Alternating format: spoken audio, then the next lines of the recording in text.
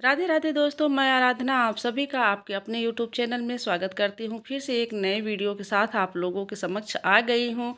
तो आज मैं बात करने वाली हूँ पापमोचनी एकादशी के बारे में कि पापमोचनी एकादशी की पूजा की विधि क्या है, इसकी मुहूर्त कब है और ये पापमोचनी एकादशी कब से शुरू हो रहा है, इसका समापन कब है, इसका पारण का टाइम क्या है। तो आज मैं सारी डिटेल्स आप लोगों को दूंगी। तो सबसे पहले दोस्तों मैं ये बता दूं कि 2025 में चैत्र माह में यानी कि मार्च महीने में जो है कृष्ण पक्ष के जो होता है एकादशी, उसको पापमोचनी एकादशी कहते हैं।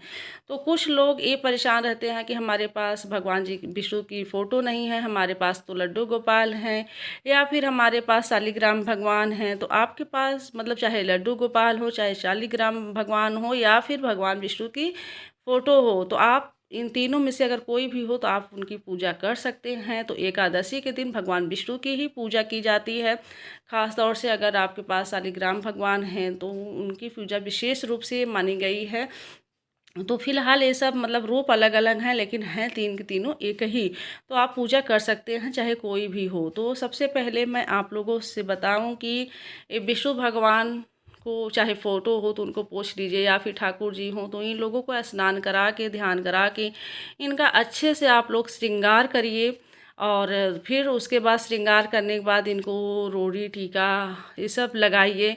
उसके बाद फूल माला पहनाइए। फिर जो है इनको जो है धूप दीप दिखाइए, फिर इनको भोग लगाइए। तो भोग में आप लोगों को मैं ये बता दूं दोस्तों कि एकादशी के दिन अन्न का भोग बिल्कुल भी नहीं लगाना है ठाकुर जी को, लड्डू गोपाल को या फिर भगवान विष्णु को। जो है अन्न का भोग बिल्कुल नहीं लगाना है। आप भोग में दूध, दही, माखन, मिश्री, फल फूल ये सब शामिल कर सकते हैं। तो आप जो है इन सब को शामिल करिए भोग में। और जो है इसके बाद जो है इसमें पाप मोचनी एकादशी में तुलसी पूजा का बहुत महत्व बताया गया है। विष्णु प्रिया तुलसी जी की पूजा आप ज़रूर करिएगा। मॉर्निंग में जाइए, एकदम सुबह सुबह स्नान करके तुलसी जी को जल छोड़िए, उनको चंदन और रोरी, अक्षत, सिंदूर सब पहनाइए, उनको चुदरी उड़ाइए। उसके बाद उनको रक्षा पहनाइए और उनको धूप दीप दिखाइए, उनको मीठा फल फूल उनको अर्पित करिए। ये सब आप अगर कर सकते हैं तो करिएगा। और 108 मंत्र नामों के उनके जो मंत्र हैं वो जाप करिए। जैसे तुलसी जी के 108 नाम हैं, उन 108 नामों का आप जाप कर लेंगे तो भगवान विष्णु अत्यंत प्रसन्न होंगे, आपको मन चाहा वरदान देंगे, मन चाहा आपकी मनोकामना पूरी कर सकते हैं। ये इस पूजा विधि में बताया गया है दोस्तों। तो उसके बाद जो है आपको सबसे पहले तो मैं ये बता दूं कि पाप मतलब एकादशी व्रत में आपको जो है दसवीं से ही यानी कि मंगलवार को 25 मार्च को एकादशी लग रहा है। और आपको 24 मार्च से ही आपको परहेज करना शुरू करना पड़ेगा। इसमें क्या है कि आपको सबसे पहले तो चावल छोड़ना पड़ेगा। अगर आप नॉनवेज हैं तो नॉनवेज खाना नहीं है, आपको तामसी भोजन नहीं करना है, शुद्ध शाकाहारी भोजन करना है। और एकादशी के दिन चाहे आप व्रत रहें या न रहें, लेकिन चावल बिल्कुल वर्जित है। चावल बिल्कुल भी ना बनाएं और ना तो किसी को खिलाएं।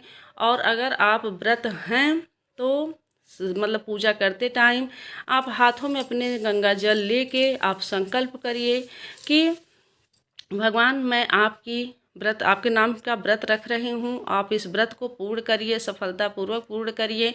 और पूरे दिन का आप व्रत रखिए। और 25 आपको मैं बता दूं कि 25 मार्च मंगलवार को सुबह 5:05 से एकादशी शुरू हो रही है और 26 मार्च को रात 3:45 पे इसका समापन होगा। अब आता है बात इसके पारण करने का। तो पारण करने का भी बहुत महत्व है। तो इसके पारण का समय है 26 मार्च को सुबह 6:17 से 8:45 पे तक रहेगा इसके पारण का टाइम। तो पारण जब आप करिएगा तो सबसे पहले आप तुलसी के पत्ते से आप पारण कर सकते हैं। और अगर आपके पास पके चावल नहीं हैं, पके हुए चावल घर में नहीं उस टाइम हुए हैं, तो आप कच्चे चावल भी 4 दाने मुंह में डाल के आप इनका पारण कर सकते हैं। तो गाइस जो है ये सब हो गया बात पूजा विधि और पारण और कब शुरू हो रहा है, कब इसका समापन है। और इसमें आपको एक बात और ध्यान में रखना है कि मतलब कि ये जो है पूजा जब आप एकादशी का व्रत रख रहे हैं या फिर वैसे भी आपको जो है इन चीज़ों का परहेज मतलब ध्यान विशेष रूप से देना होगा कि आपसे किसी जीव जंतु का मतलब मृत्यु न हो, आपके द्वारा कोई जीव जंतु मर न पाए। तो इन बातों का विशेष ध्यान रखिएगा। और एकादशी के दिन आप कोशिश करिए कि बाल तो बिल्कुल भी महिलाएं हमारी बहनें जो हैं बाल बिल्कुल भी न धुलें और साबुन भी न लगाएं। तो इन सब चीज़ों को वर्जित है एकादशी के व्रत में। तो एकादशी पाप मोचनी एकादशी जो है बहुत ही महत्व है। एकादशी का व्रत हम अपने मोक्ष की प्राप्ति के लिए करते हैं। तो एक भगवान विष्णु की कृपा हम पे बनी रहती है, हमें मोक्ष की प्राप्ति होती है। तो एकादशी व्रत अगर नहीं कर रहे हैं तो कोशिश करिए कि कर लीजिए। इसमें नमक भी वर्जित है, लेकिन अगर आप नहीं रह पा रहे हैं, बहुत लोग बीपी के पेशेंट हैं, बीपी लो हो जाता है, तो आप एक टाइम नमक खा सकते हैं शाम के टाइम या फिर सुबह के टाइम। तो इन सब बातों का आपको ध्यान रखना है दोस्तों। और आपको मैं सारा चीज़ जितना मुझे जानकारी था सारी बातें मैं आप लोगों को बताने की कोशिश की हूँ। अगर कुछ और भी आप लोगों को जानकारी चाहिए एकादशी के बारे में तो प्लीज़ आप लोग कमेंट सेक्शन में ज़रूर पूछ सकते हैं। मैं कोशिश करूँगी कि आप लोगों को बताने की कि और भी आगे जो भी आप लोग पूछेंगे मैं बताने की कोशिश करूँगी। तो आशा करती हूँ कि ये जानकारी युक्त वीडियो आप लोगों को अच्छी लगी होगी।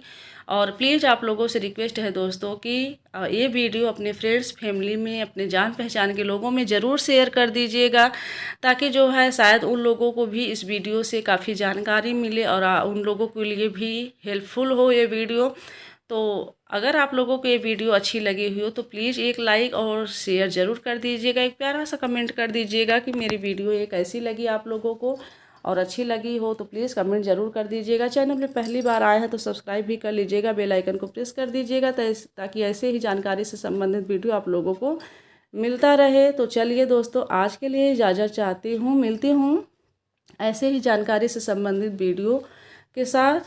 तो लास्ट में आप लोग बोल दीजिए राधे कृष्णा, जय जय कृष्ण कन्हैया की, लड्डू गोपाला की, ठाकुर जी की। तो चलिए मिलती हूँ अगले वीडियो में आप लोगों के साथ। तब तक के लिए राधे कृष्णा, हर हर Mahadev. Thank you so much.